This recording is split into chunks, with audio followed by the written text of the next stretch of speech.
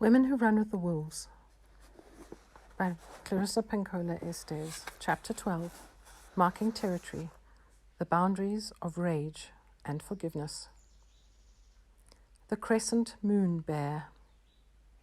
Under the tutelage of wild woman, we reclaim the ancient, the intuitive and the passionate.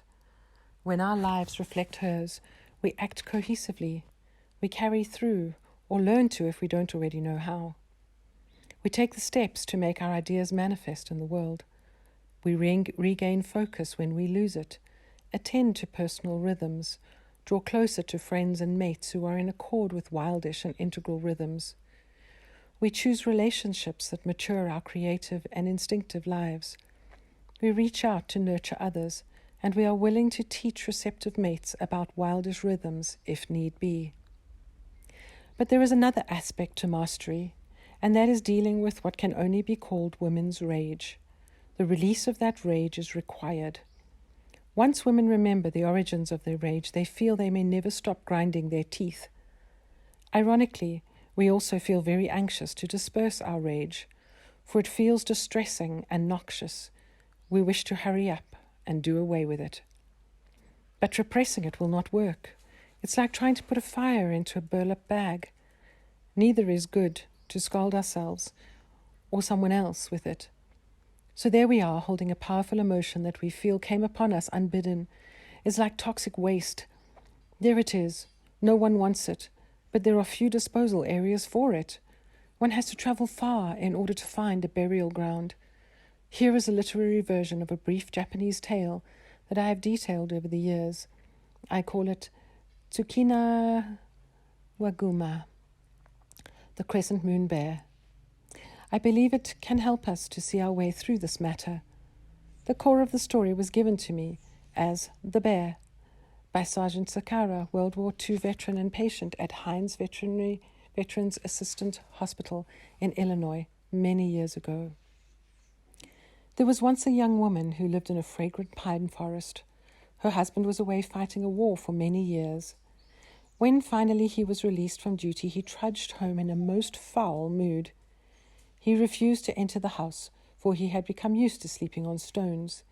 He kept to himself and stayed in the forest day and night. His young wife was so excited when she learned her husband was coming home at last.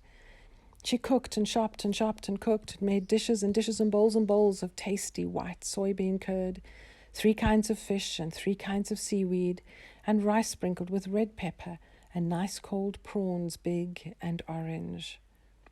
Smiling, shyly, she carried the food to the woods and knelt beside her war-weary husband and offered to him the beautiful food that she had prepared. But he sprang to his feet and kicked the trays over so that the bean curd spilled, the fish jumped into the air, the seaweed and the rice spilled into the dirt, and the big orange prawns went rolling down the hill. "Leave me alone," he roared, and turned his back on her. He became so enraged that she was frightened of him. Time after time this occurred until finally, in desperation, the young wife found her way to the cave of the healer who lived outside the village. "My husband has been badly injured in the war," the wife said. "He rages continuously and eats nothing. He wishes to stay outside and will not live with me as before. Can you give me a potion that will make him loving and gentle once again?" The healer assured her, "This I can do for you, but I need a special ingredient.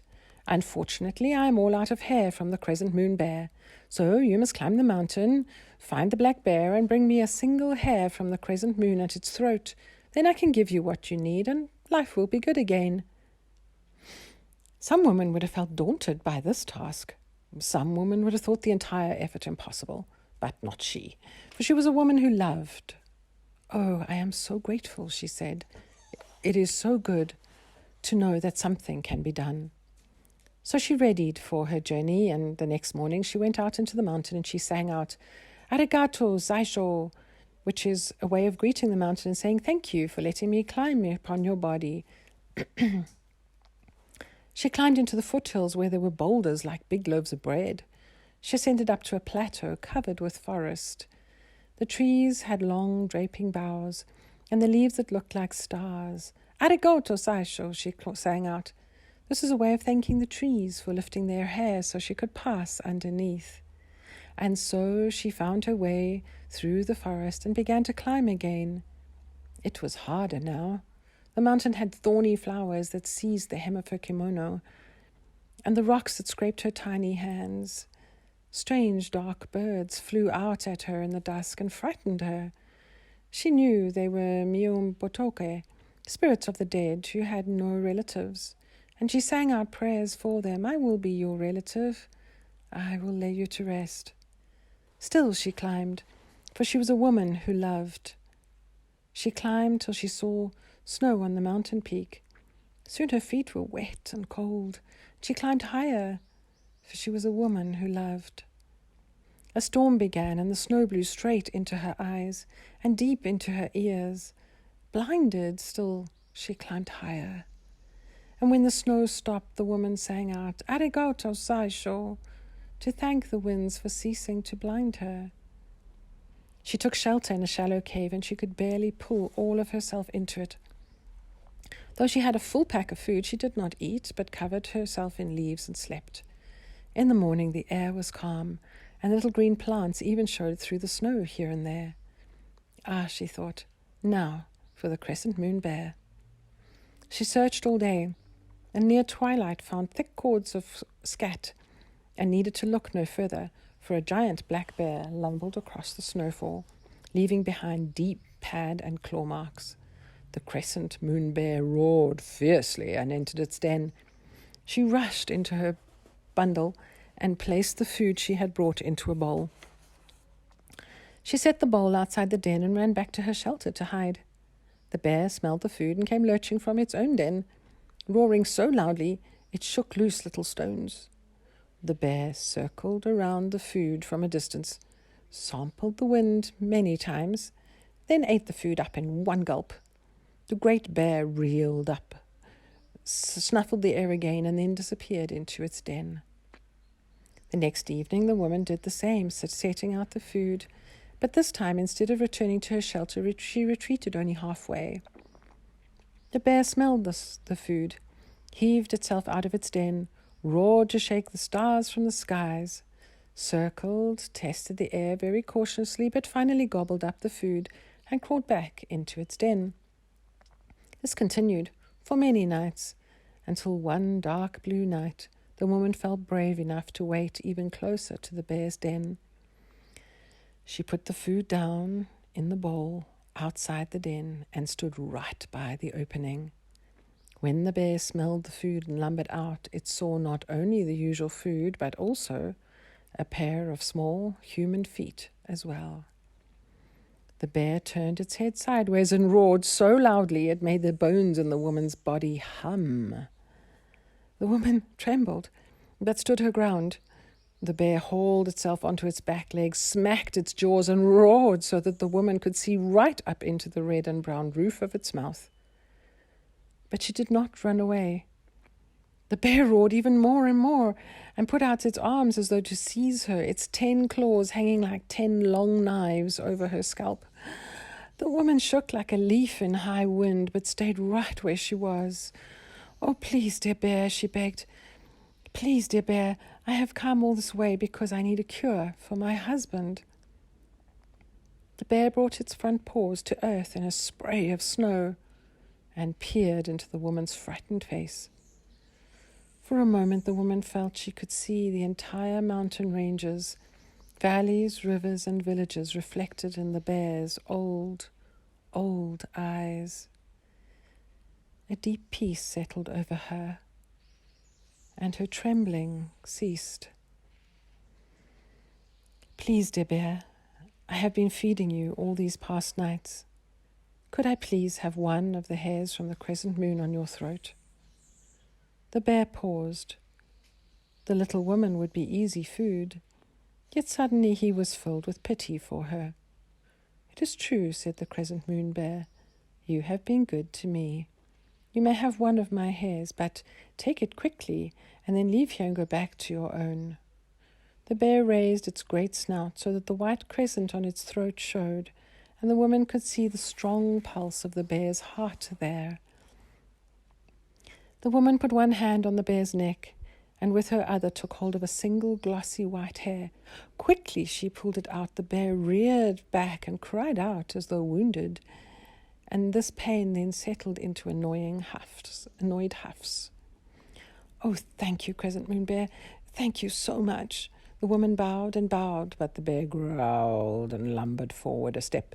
It roared at the woman in words she could not understand, and yet words she had somehow known all her life. She turned and fled down the mountain as fast as she could. She ran under the trees and leaves shaped like stars. All the way through she cried, "Arigato, Saisho," to thank the trees for lifting their boughs so she could pass. She stumbled over the boulders that looked like big loaves of bread, crying, "Arigato, Saisho," to thank the mountain for letting her climb upon its body. Though her clothes were ragged, her hair askew, her face soiled, she ran down the stone stairs that led to the village, down the dirt road, right through the town to the other side, and into the hovel where the old healer sat, tending the fire. Look, I have found it, I have it. I claimed it. A hair of the Crescent Moon Bear," cried the young woman. "Ah, good," said the healer with a smile. She peered closely at the woman and took the pure white hair and held it towards the light.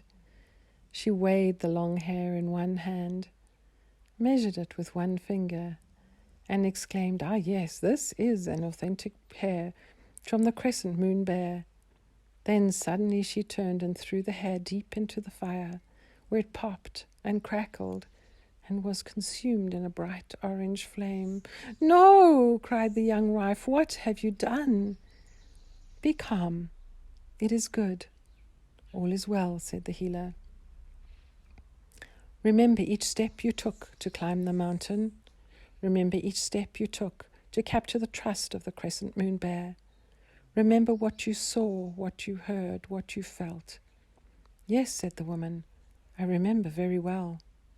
The old healer smiled at her and gently said, "Please now, my daughter, go home with your new understandings and proceed in the same way with your husband." Rage as teacher. The central motif of the story, the quest for a magical item, is found throughout the world. In some cases it is a woman who makes the journey, in others a man. The magical thing being sought is an eyelash, a nose hair, a tooth, a ring, a feather, or some other physical element. Variations on the motif of an animal part or pelt as treasure are found in Korea, Germany, and the Urals. In China, the donor is often a tiger. In Japan, the animal in the story is sometimes a bear, sometimes a fox. In Russia, the object sought is the beard of a bear. In one tale from my family, the hair sought is a whisker from the chin of Baba Yaga herself. The Crescent Moon Bear story belongs in a category of tales I call aperture stories. Aperture stories allow us to glimpse their hidden healing structures and deeper meanings, rather than just their overt contents. The content of this story shows us that patience will help anger. But the larger transmission is about what a woman must do in order to restore order in the psyche, thereby healing the angry self. In aperture stories, things are implied rather than stated.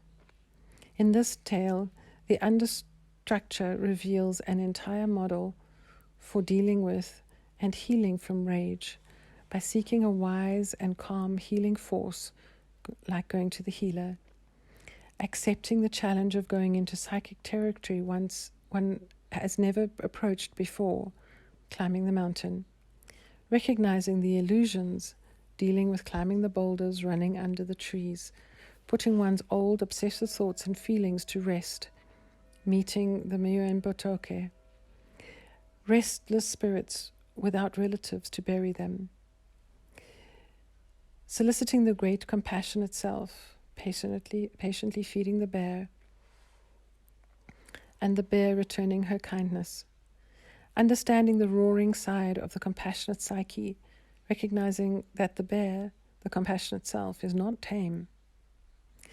The story demonstrates the importance of bringing this psychological knowledge down to earth in our real lives, coming down off the mountain and back into the village, learning that the healing is in the process of questing and practice, not in a single idea, destruction of the hair. The heart of the story is, apply all these things to one's rage, and all will be well. Advice from the healer to go home and apply these principles. This story is one of a group of stories that begins with the protagonist appealing to or soliciting an injured, lonely creature of one sort or another. If we look at this story as if all the components were part of a single woman's psyche, then we can see that the psyche has a very angry and tortured sector, as represented by the image of the husband home from war. The loving spirit of the psyche, the wife, takes it upon herself to find a cure for this anger and rage, so that she and her love can live in peace with love once again. This is a worthy endeavor for all women, for it treats rage and often allows us to find our way to forgiveness. The tale shows us that patience is a good thing to apply to fresh or old rage, as is embarking on a quest for healing. Though each person's healing and insight will be different, the story proposes some interesting ideas about how to go about the process. A great philosopher prince named Shotoku Taishi lived in Japan at the turn of the 6th century. He taught, amongst other things, that one must do psychic work in both the inner and outer worlds. But even more so, he taught tolerance for every human, every creature, and every emotion. The balanced valuing of emotion is certainly an act of self-respect. Even raw and messy emotions can be understood as a form of light, crackling and bursting with energy. We can use the light of rage in a positive way in order to see into places we cannot usually see. A negative use of rage concentrates destructively in one tiny spot until, like acid creating an ulcer, it burns a black hole right through all the delicate layers of the psyche. But there is another way. All emotion, even rage, carries knowledge, insight, what some would call enlightenment. Our rage can, for a time, become a teacher, a thing not to be rid of so fast, but rather something to climb the mountain for, something to personify by various images in order to learn from, deal with internally, and then shape into something useful in the world as a result. Or else, let it go back down to dust. In a cohesive life, rage is not a standalone item. It is a substance waiting for our transformative efforts. The cycle of rage is like any other cycle. It rises, falls, dies, and is released as new energy. Attention to the matter of rage begins the process of transformation. Allowing oneself to be taught by one's rage, thereby transforming it, disperses it. One's energy returns to use in other areas, especially the area of creativity. Although some people claim that they can create out of their chronic rage, the problem is that rage confines access to the collective unconscious, that infinite reservoir of imaginal images and thoughts, so that a person creating out of rage tends to create the same thing over and over again, with nothing new coming through. Untransformed rage can become a constant mantra about how oppressed, hurt, and tortured we were. One of my friends and fellow performance artists who claims to have been enraged forever refuses all help in dealing with it. When she writes script about war, she writes how bad people are. When she writes scripts about the culture, similar bad characters arise. When she writes scripts about love, the same bad people with the identical bad intentions show up. Rage corrodes our trust that anything good can occur. Something has happened to hope, and behind the loss of hope is usually anger. Behind anger, pain.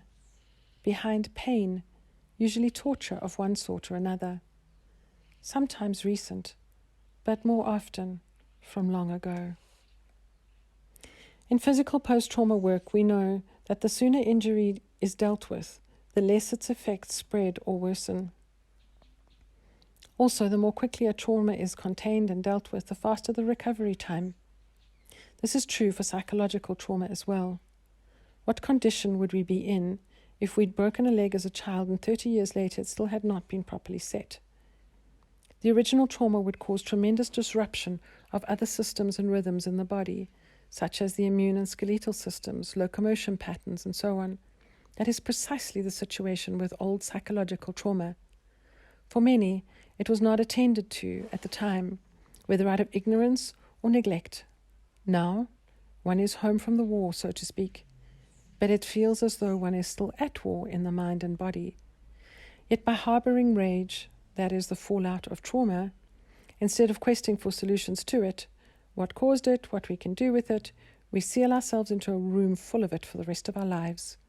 That is no way to live, intermittently or otherwise. There is a life beyond thoughtless rage. As we see in the tale, it takes conscious practice to contain and heal such.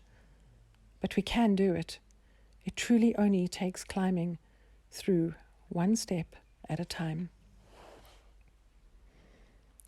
Bringing in the healer, climbing the mountain. So rather than trying to behave and not feel our rage, or rather than using it to burn down every living thing in a 100-mile radius, it is better to first ask rage to take a seat with us, have some tea, talk a while, so that we can find out what summoned this visitor. At first, rage acts like the angry husband in the story. It doesn't want to talk. It doesn't want to eat. It just wants to sit there and stare, or rail, or be left alone. It is at this critical point that we call the healer, our wiser self, our best resources for seeing beyond ego, irritation, and aggravation. The healer is always the far seer. She is the one who can tell us what good can come from exploring this emotive surge. Healers in fairy tales generally represent a calm and unperturbed aspect of the psyche. Even though the world may be falling to pieces outwardly, the inner healer is unswayed by it all and maintains the calm to figure out the best way to proceed. Every woman's psyche contains this fixer. It is part of the wild and natural psyche, and we are born with it. If we have lost track of its whereabouts, we can call it again by looking calmly at the situation causing us rage, projecting ourselves into the future, and from that vantage point deciding what would make us feel proud of our past behavior, and then acting that way. The outrage or irritation we naturally feel about various aspects of life and culture is exacerbated when there were repeated incidents of disrespect, harrowing neglect, or high ambiguity in childhood. A person thusly injured is sensitized to further injury and utilizes all defenses to avoid them. Gross losses of power, meaning loss of certainty that we are worthy of care, respect, and concern, cause extreme sorrow, and angry childhood vows to, once grown, never allow oneself to be harmed like that ever again. Additionally, if a woman was raised to have fewer positive expectations than others in the family, with harsh restraints on her freedoms, deportment, language, and so forth, her normal anger is likely to escalate over issues, tones of voice, gestures, words, and other sensory triggers that remind her of the original events. Sometimes educated guesses can be made about the wounds of childhood by closely inspecting what matters adults irrationally lose their tempers over. We want to use the anger as a creative force. We want to use it to change, develop, and protect.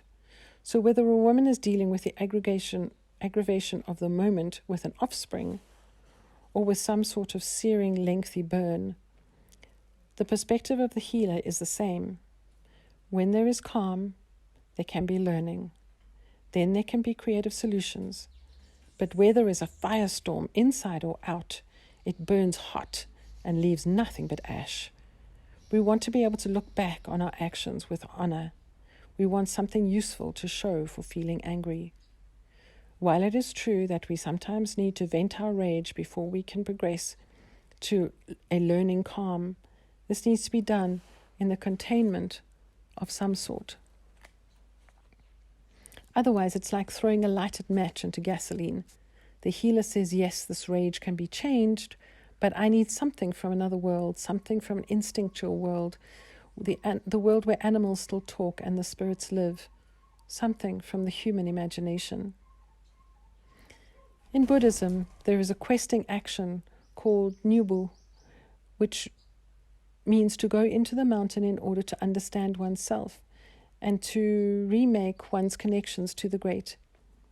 It is a very old ritual related to the cycles of preparing the earth, sowing and harvesting.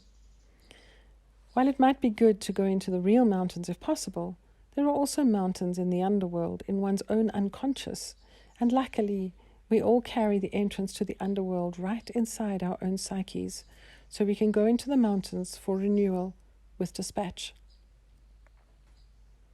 In mythos, a mountain is sometimes understood as a symbol describing the levels of mastery one must attain before one can ascend to the next level.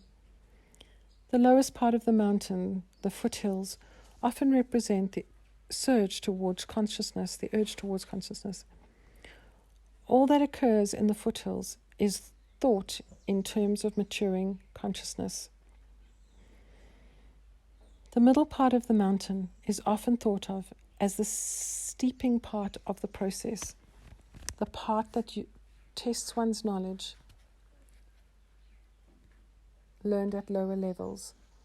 The higher mountain represents intensified learning. The air is thinner there. It takes endurance and determination to stay at the tasks. The peaks of the mountain represent confrontations with the ultimate wisdom, such as that in mythos, wherein the old woman lives atop the mountain, or as in this story, the wise old Bruin. So it is good to take to the mountain when we don't know what else to do. When we are drawn to quests we know little about. This makes life and develops soul. In climbing the unknown mountain, we gain true knowledge of the instinctive psyche and the creative acts of which it is capable. That is our goal. Learning occurs differently for each person, but the instinctual viewpoint that emanates from the wild unconscious, and that is cyclical, begins to be the only one that makes sense of and gives meaning to life, our lives. It unerringly informs us about what to do next, where we can find this process that will free us on the mountain. On the mountain we find additional clues about how to transform the hurt, negativism and grudge-holding aspects of all rage, all usually felt and often warranted initially. One is the phrase arigato saisho, which the woman sings to thank the trees and the mountains for allowing her to pass. Figuratively translated, the phrase means thank you, illusion. In Japanese, saisho means a clear way of looking at matters that interfere with deeper understandings of ourselves and the world. An illusion occurs when something creates an image that is not real, such as heat waves on a road that make the road seem wavy. That there are heat waves is accurate, but the road is not really wavy. That is the illusion. The first piece of information is accurate, but the second piece, the conclusion, is not.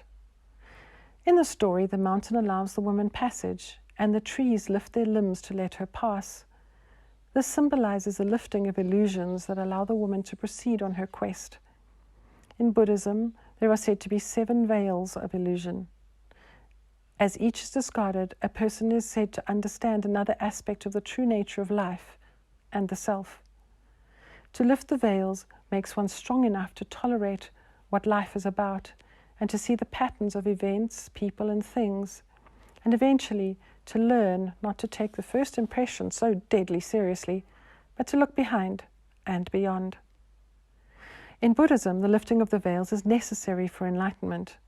The woman in this tale is on a journey to bring light into the darkness of rage. To do this, she must understand the many layers of reality there on the mountain. We have so many illusions about life. She is beautiful, therefore she is desirable, can be an illusion. I am good, therefore I will be accepted, may also be an illusion. When we look for our truth, we are also looking to dispel our illusions. When we are able to see through these illusions, which in Buddhism would be called barriers to enlightenment, we are able to discover the hidden side of rage. There are some common illusions about rage. If I lose my rage, I will be changed. I will become weaker. The first premise is correct. The conclusion is inaccurate. I learned my rage from my father, mother, grandmother, etc., and I'm doomed to feel this way all my life.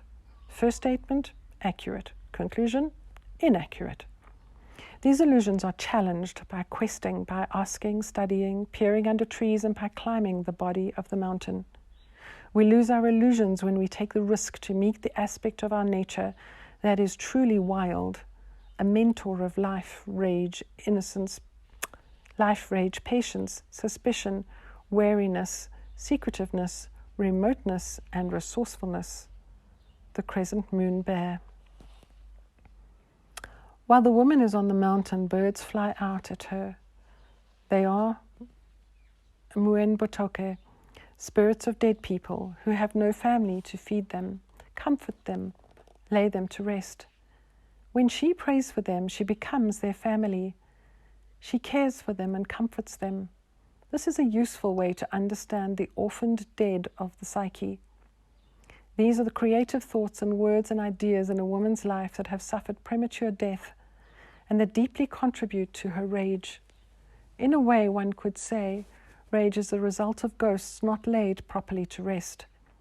There are suggestions for how to deal with the Muen Botoke of a woman's psyche at the end of this chapter under Descansos.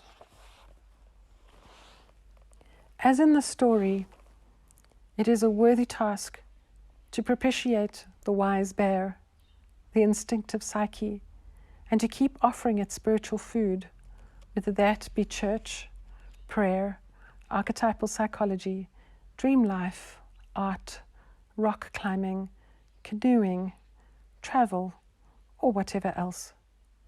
To come close to the mystery of the bear, one gives it food. It is quite a journey, this fixing of rage, stripping down illusions, taking rage as a teacher, asking the help of the instinctual psyche, laying the dead past to rest. The spirit bear.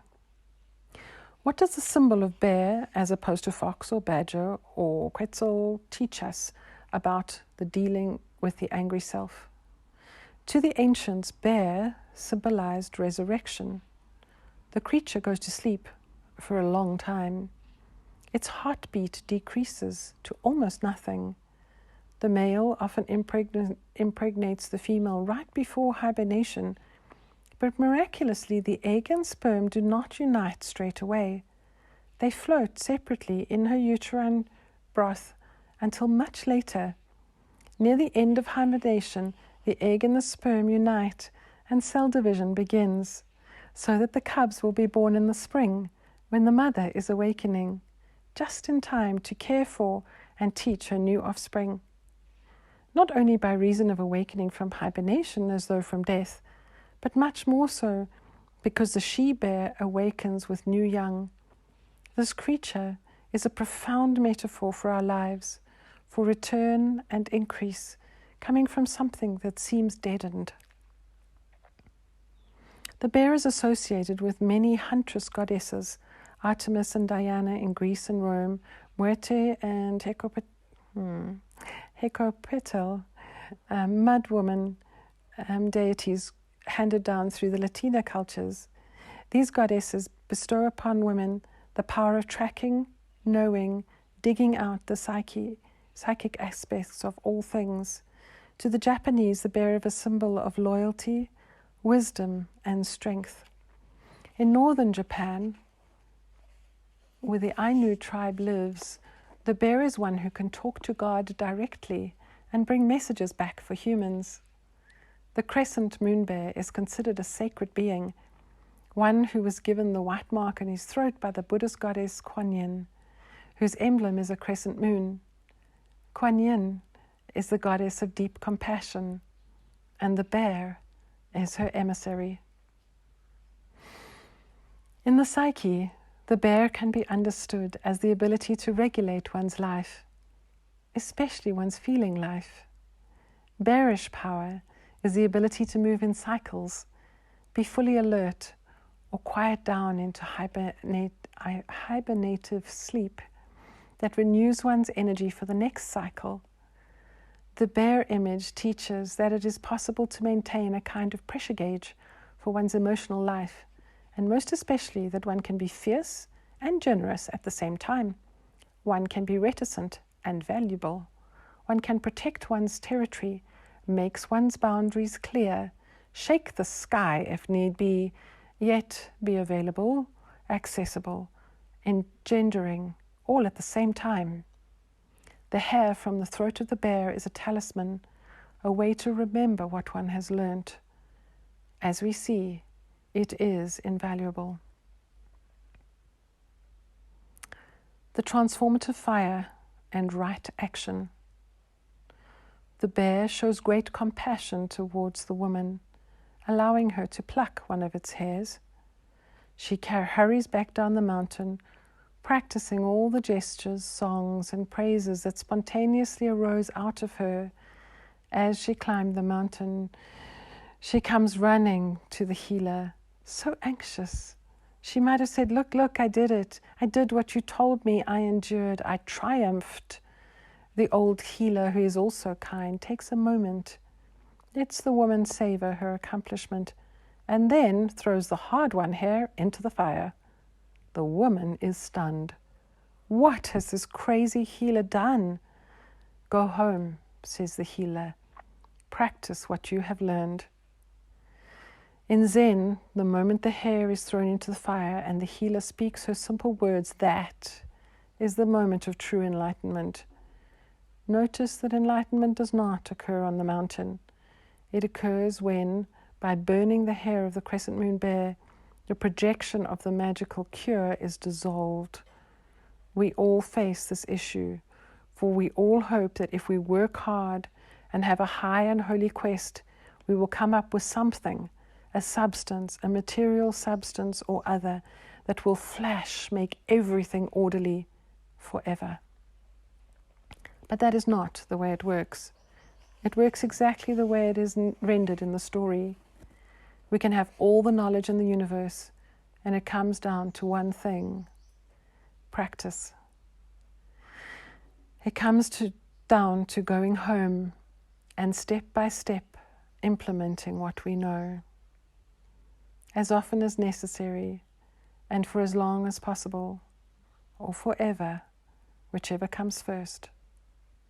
It is very reassuring to know that when one is in burgeoning rage, one knows precisely and with the skill of a craftswoman what to do about it.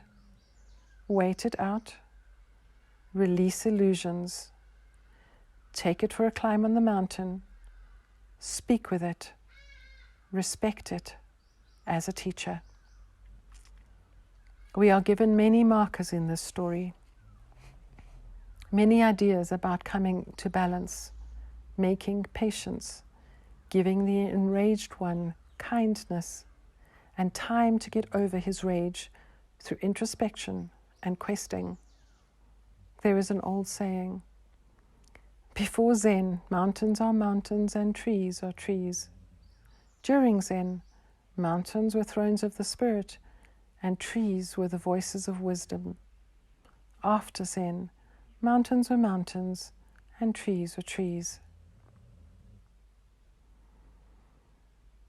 While the woman was on the mountain learning, everything was magic. Now she is off the mountain, the so-called magical hair has been burned in the fire that destroys illusion, and now it is time for after Zen. Life is supposed to become mundane again.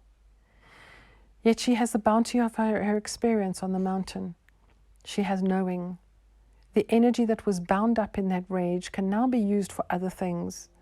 Now, a woman who has come to terms with rage returns to her mundane life with a new knowing, a new sense that she can more artfully live her life. Yet one day in the future, a something, a look, a word, a tone of voice, a feeling of being patronized, unappreciated, or manipulated against one's will, one of these will crop up again, and then her residue of pain will catch fire. Rage left over from old injuries can be compared to the trauma of a sharp shrapnel wound. One can pick out almost all the pieces of shattered metal from the missile, but the tiniest shards remain. One would think that if most were out, that would be that, but not so. On some occasions, these tiniest shards twist and turn within and cause an ache that feels like the original wounding or rage rising up all over again. But it is not the original and vast rage that occurs with this welling up. It is the very small particles of it, the irritants still left in the psyche, that can never be fully excised. These cause a pain that is almost as intense as that of the original injury. When the person tightens up, fearing the full blow of the pain, in effect causing more pain, they are involved in drastic maneuvers on three fronts. One, in trying to contain the outside event. One, in trying to contain the pain broadcasting from an old injury inside. And one, trying to secure safety of position by running head down in a psychological crouch. It is too much to ask a single individual to take on the equivalent of a gang of 3 and try to KO all of them at one time. That is why it is imperative to stop in the midst of it all, withdraw, and take solitude. It is too much to try and fight and handle, feeling gut-shot at the same time. A woman who has climbed the mountain withdraws, deals with the older event first, and then the more recent event, decides her position, takes out her ruff, puts up her ears, and goes back out to act with dignity. None of us can entirely escape our history. We can certainly put it in the background, but it is there nevertheless. However, if you will do these things for yourself, you will bridge the rage, and eventually everything will calm down and be fine. Not perfect, but fine. You'll be able to move ahead.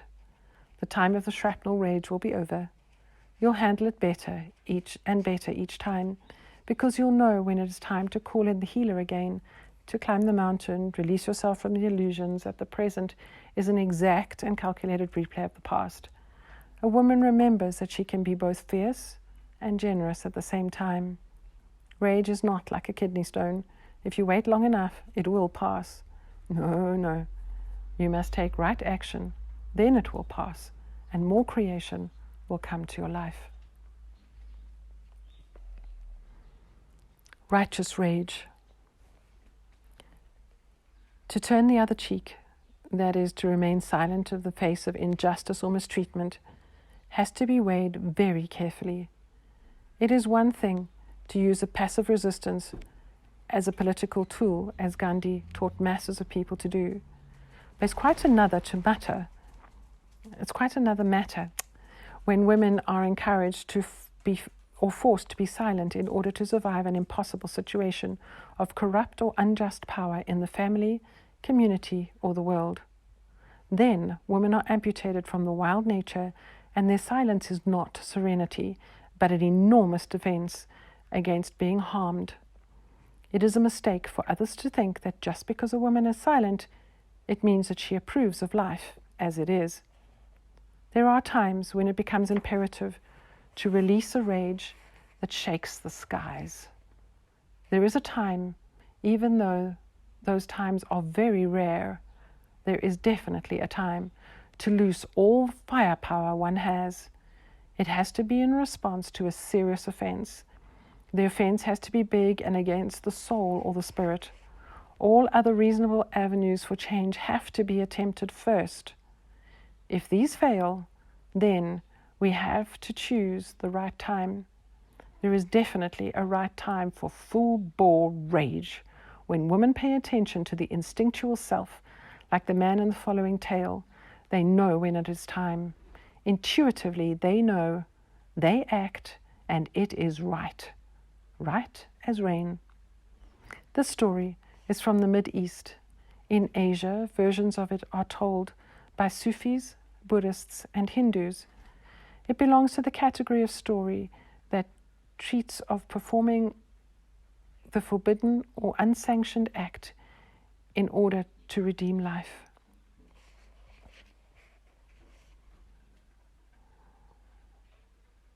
The withered trees.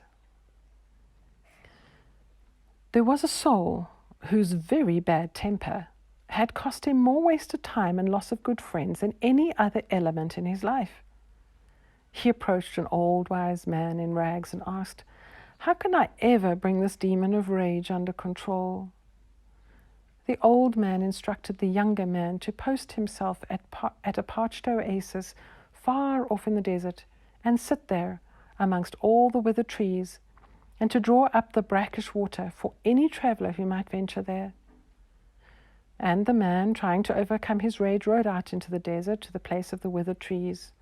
For months, garbed in rose and burnous against the flying sand, he drew the sour water and gave it to all who approached. Years passed, and he suffered no more fits of temper.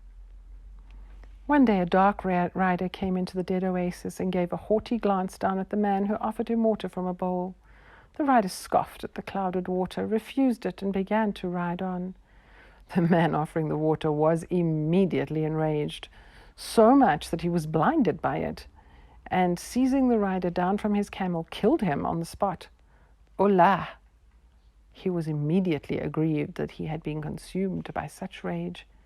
And look what it had come to. Suddenly up rode another rider at great speed. The rider looked down at the visage of the dead man and exclaimed, "Thank Allah, you have killed the man who was on his way to murder the king." And at that moment, the cloudy water of the oasis turned clear and sweet, and the withered trees of the oasis blushed green and burst into joyous bloom. We understand this tale symbolically. It is not a tale about killing people. It is a teaching about not unleashing anger indiscriminately, but at the right time. The tale begins when the man learns to give out water, life, even under drought conditions. To give out life is an innate impulse in most women. They are very good at it most of the time.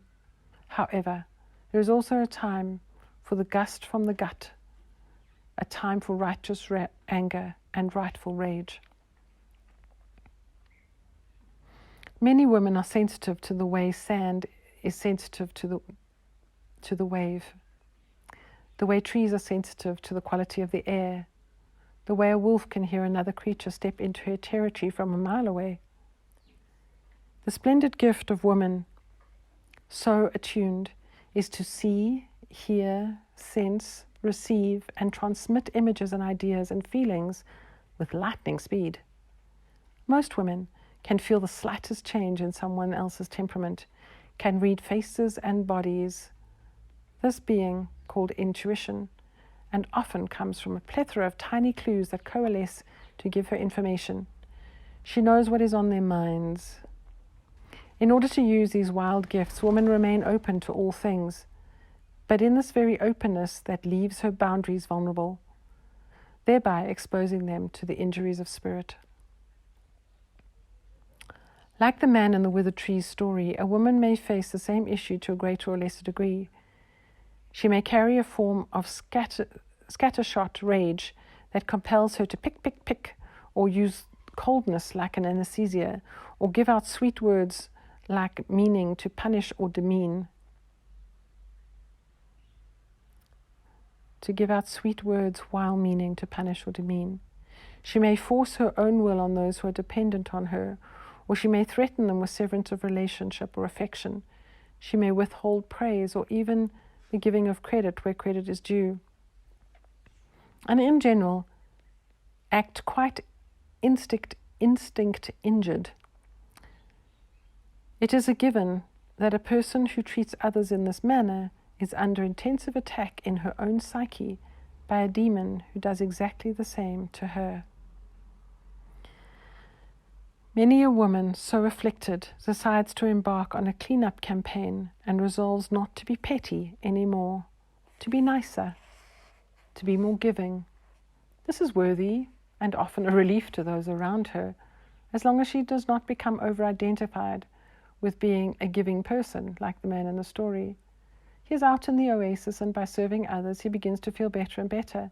He becomes identified with the evenness, yet flatness of his life. So too, a woman who avoids all confrontations begins to feel better. But it is temporary. This is not the learning we're after. The learning we're after is to know when to allow right anger and when not. The tale is not about striving for gentle sainthood. It's about knowing when to act in an integral and wild manner. Most of the time, wolves avoid confrontation, but when they must enforce territory, when something or someone constantly hounds them or corners them, they explode in their own powerful way. This happens rarely, but the ability to express this anger is within their repertoire, and it should be within ours too. There has been much speculation that an angry woman is awesome in her power to cause fear and trembling in those around her. But that is far too much projection of the viewer's personal angst for any woman to justly carry. In her instinctual psyche, a woman has the power, when provoked, to be angry in a mindful way, and that is powerful anger. Anger is one of her innate ways to begin to reach out, to create, and to preserve the balances that she holds dear, all that she truly loves. It is both her right and, in certain times and circumstances, a moral duty. For women, this means there is a time to reveal your incisors, your powerful ability to defend territory, to say this far and no further. The buck stops here, and hold on to your hat, I've got something to say. This is definitely going to change. Like the man in the beginning of the withered trees, and like the warrior in the crescent moon bear, many women have within them a tired out, battle-fatigued soldier who just doesn't want to hear it anymore. Doesn't want to talk about it, doesn't want to deal with it. A parched oasis in the psyche rises up because of this. This is, without or within, always an area of great silence, just waiting for, just begging for a roaring to take place, a breaking, shattering, shaking something that will create life again. The man in the story is initially taken aback by the deed of killing the rider. Yet when he understands that in that instance, first thought, right thought applied, he is released from the too simple rule of never be angry. As in the crescent moon bear, enlightenment does not occur during the deed itself. It occurs once illusion is destroyed and one gains insight into the underlying meaning.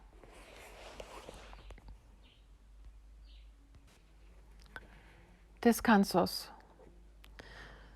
So we have seen that we wish to make rage into a fire that cooks things rather than into a fire of conflagration. We have seen that the work on rage cannot be completed without the ritual of forgiveness. We have spoken about woman's rage often deriving from the situation in her family of origin, from the surrounding culture, and sometimes from adult trauma. But regardless of the source of rage, something has to happen to recognize it, bless it, contain it, and release it.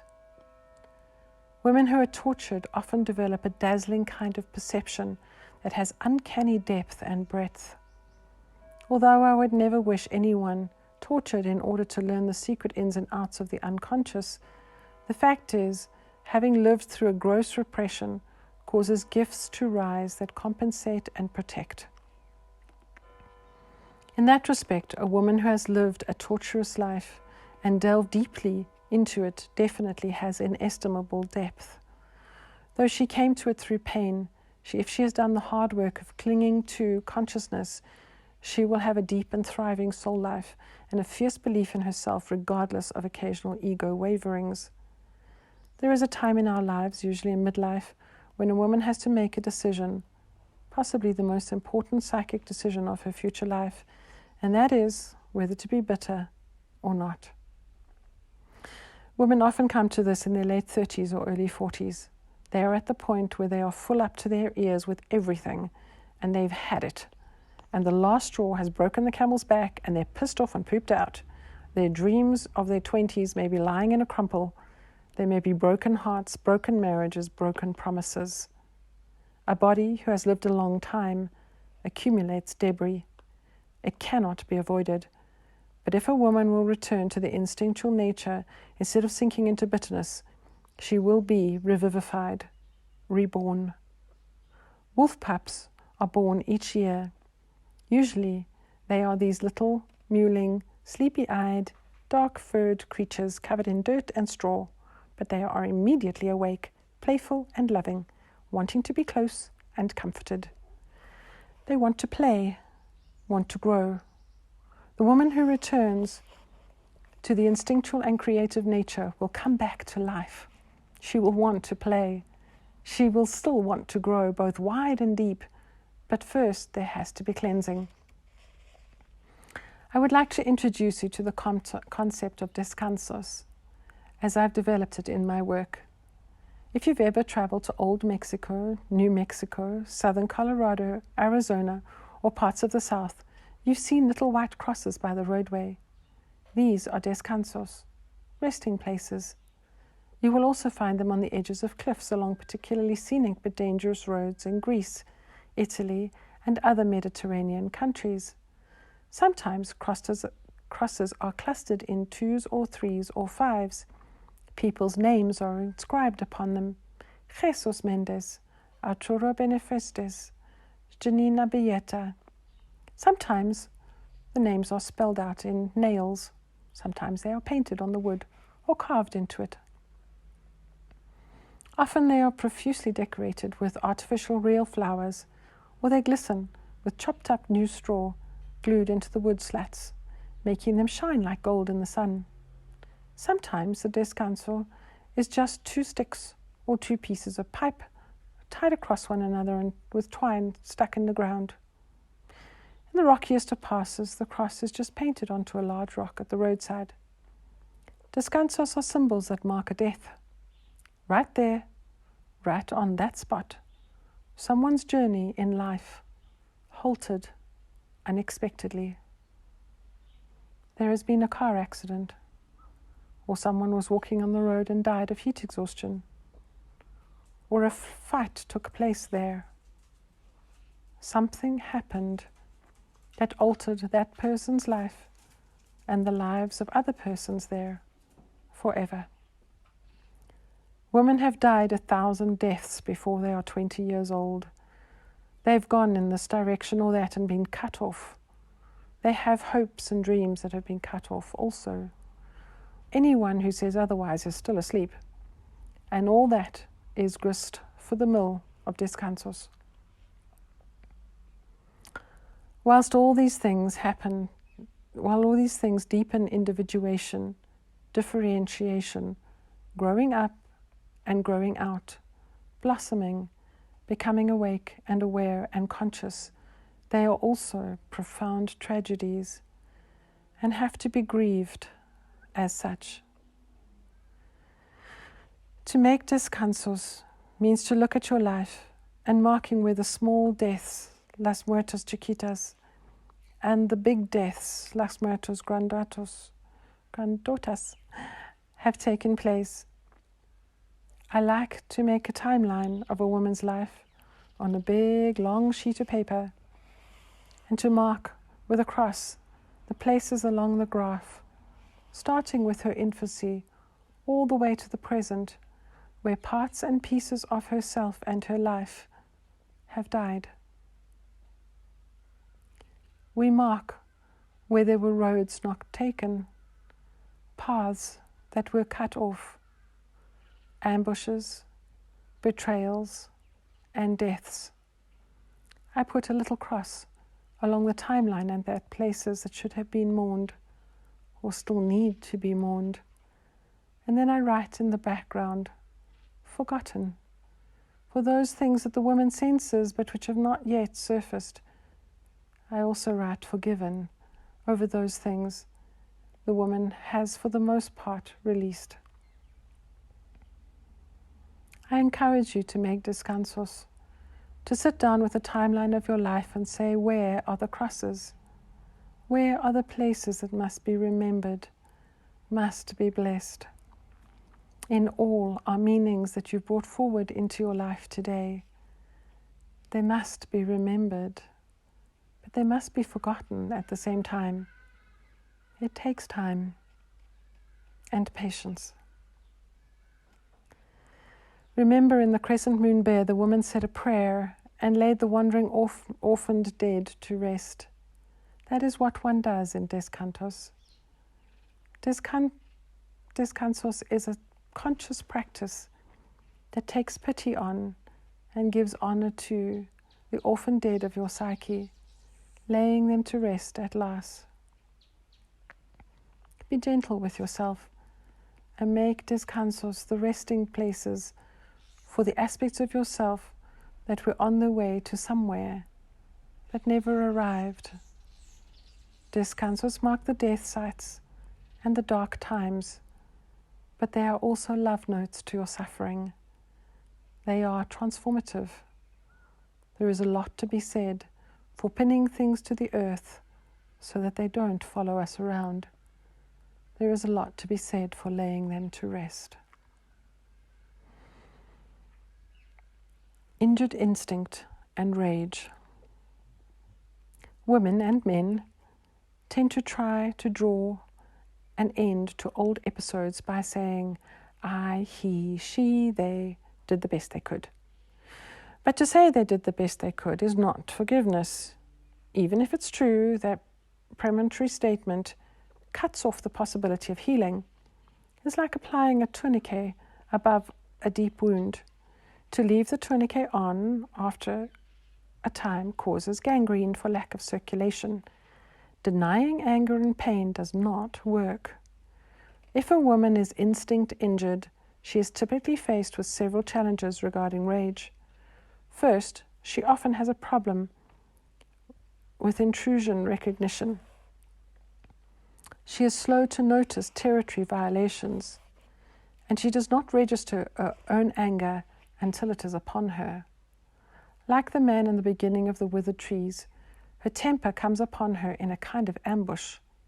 This lag is the result of instincts injured by exhortations to little girls not to notice dissension, to try to be peacemakers at all costs, to not interfere, and to stand the pain until everything calms down or temporarily goes away. Typically, such women do not act upon the rage they feel, but jump the gun, or having a delayed reaction weeks, months, or even years later, realizing what they should have, could have, would have said or done.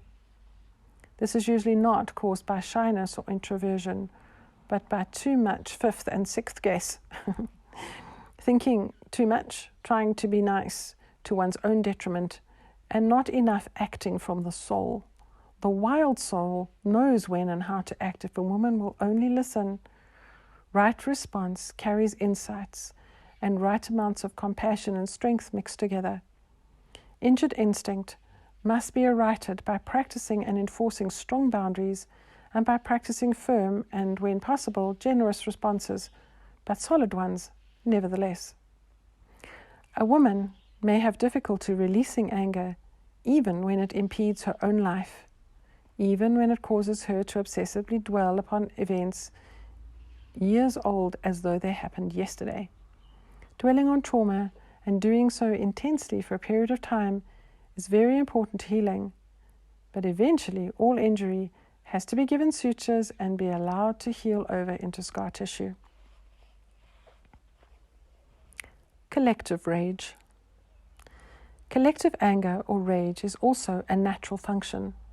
There is such a phenomenon as group hurt, group grief.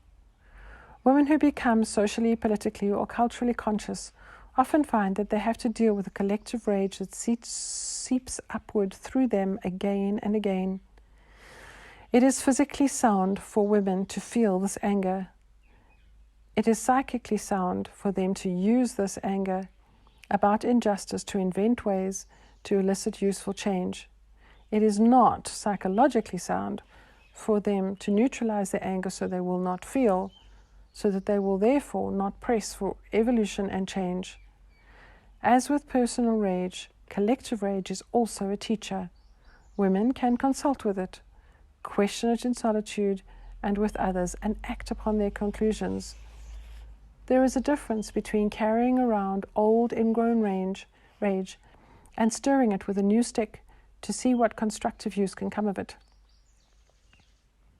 Collective rage is well utilized as motivation to seek out or offer support, to conceive of ways to impel groups or individuals into dialogue, or to demand accountability, progress, improvements. These are proper processes in the pattern of women coming to consciousness. These are appropriate to their caring about what is essential and important to them. It is part of the healthy instinctual psyche to have deep reactions to disrespect, threat, injury. Devout reaction is a natural and expected part of learning about the collective worlds of soul and psyche. Stuck in old rage. If and when rage again becomes a dam to creative thought and action, then it must be softened or changed. For those who have spent considerable time working through a trauma, whether it was caused by someone's cruelty, neglect, lack of respect, recklessness, arrogance, ignorance, or even fate, there comes a time to forgive in order to release the psyche to return to a normal state of calm and peace. When a woman has trouble letting go of anger or rage, it is often because she is using rage to empower herself. While that may have been wisdom at the beginning, now she must be careful, for ongoing rage is a fire that burns her own primary energy. To be in this state is like speeding through life, pedal to the metal, trying to live a balanced life with the accelerator pressed down all the way to the floor.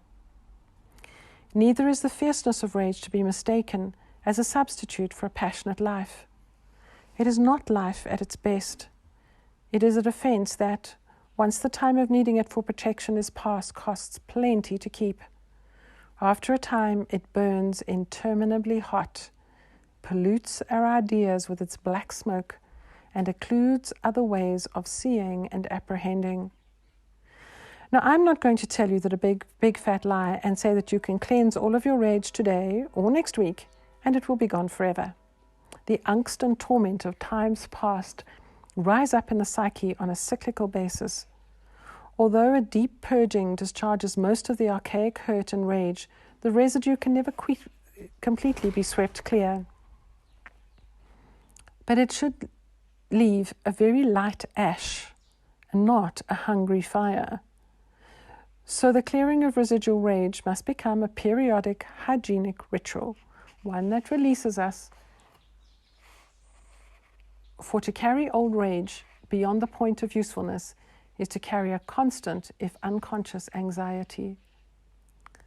Sometimes people become confused and think that to be stuck in an outdated rage means to fuss and fume and to act out and toss and throw things.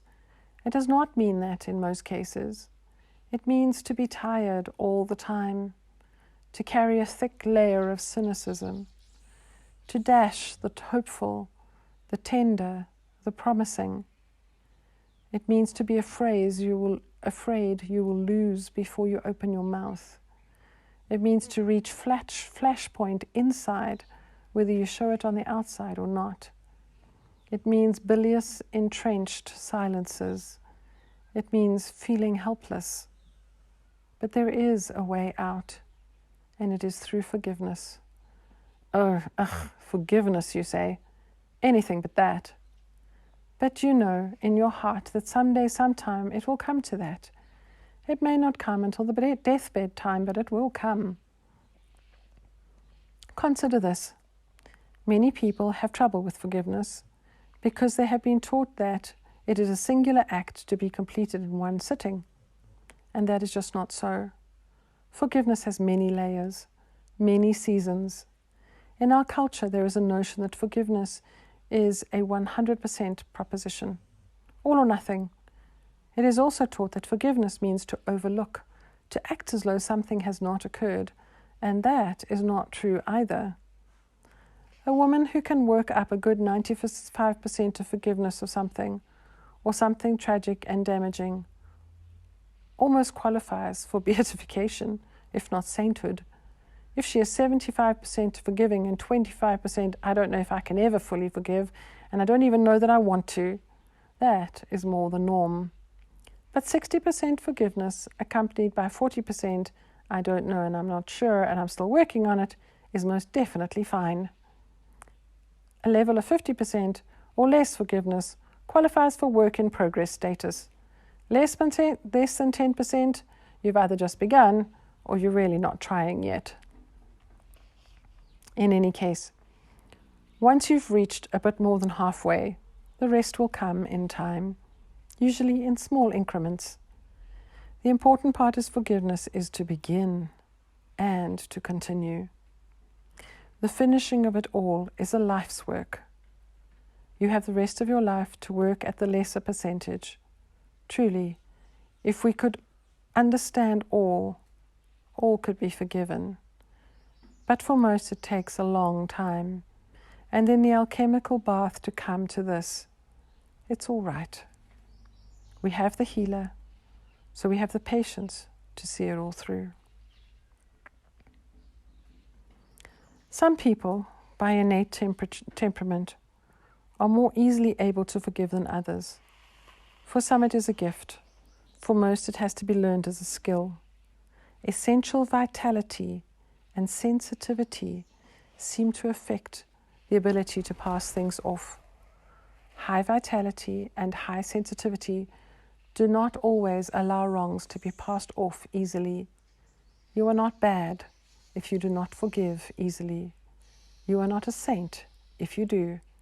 Each to her own and all in due time. To truly heal, however, we must say our truth, and not only our regret and pain, but also what harm was caused, what anger, what disgust, and also what desire for self-punishment or vengeance was evoked in us. The old healer of the psyche understands human nature with all its foibles and gives pardon based on the telling of the naked truth. She not only gives second chances, she most often gives many chances. Let us look at 4 levels of forgiveness. These stages I've developed and used in my work with traumatized people over the years. Each level has several layers.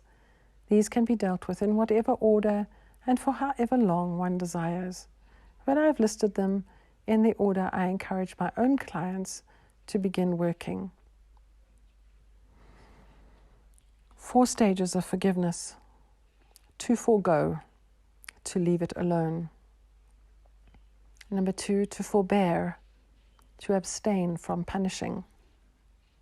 Number 3, to forget, to aver from memory, to refuse to dwell. Number 4, to forgive, to abandon the debt. Starting at the beginning, number 1, to forego. To begin to forgive, it is good to forego for a while. That is, to take a break from thinking about the person or event for a while. Is not leaving something undone, but rather more like taking a vacation from it. This prevents us from being exhausted, allows us to strengthen in other ways, to have other happiness in our lives. It is a good practice for the final letting go that comes with forgiveness later on. Leave the situation, memory issue as many times as you need to. The idea is not to overlook, but to become agile and strong at detaching from the issue. To forgo means to take up that weaving, the writing, to go to the ocean, to do some learning and loving that strengthens you, and to allow the issue to drop away for a time. That is good. It is right. It is healing. The issues of past injury will bedevil a woman far less if she assures the wounded psyche that she will give it healing balm now and deal with the entire issue of who caused what injury a little later. Number 2, forbear. The second phase is to forbear, particularly in the sense of abstaining from punishing, neither thinking about it nor acting on it in small or large ways. It is extremely useful to practice this kind of containment, for it coalesces the issue into one place instead of allowing it to flow everywhere. This builds focus towards the time when one proceeds to the next steps. This does not mean to go blind or dead or lose self-protective vigilance. It means to give a bit of grace to the situation and see how that assists. To forbear means to have patience, to bear up against, to channel emotion. These are powerful medicines. Do as much as you can. This is a cleansing regime. You need not do all. You can choose one, such as patience, and practice that. You can refrain from punitive muttering, from acting resentful, hostile. To refrain from unnecessary punishing strengthens integrity of action and soul. To forbear is to practice generosity, thereby allowing the great compassionate nature to participate in matters that have previously caused emotion, ranging all the way from minor irritation to pure rage. Number 3, forget. To forget means to aver from memory, to refuse to dwell.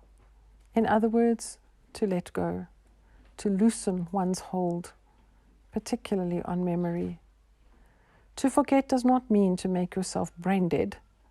Conscious forgetting means letting go of the event, not insisting it stays in the foreground, but rather moving it off a stage, allowing it to be relegated to the background. We practice conscious forgetting by refusing to summon up the fiery material. We refuse to recollect.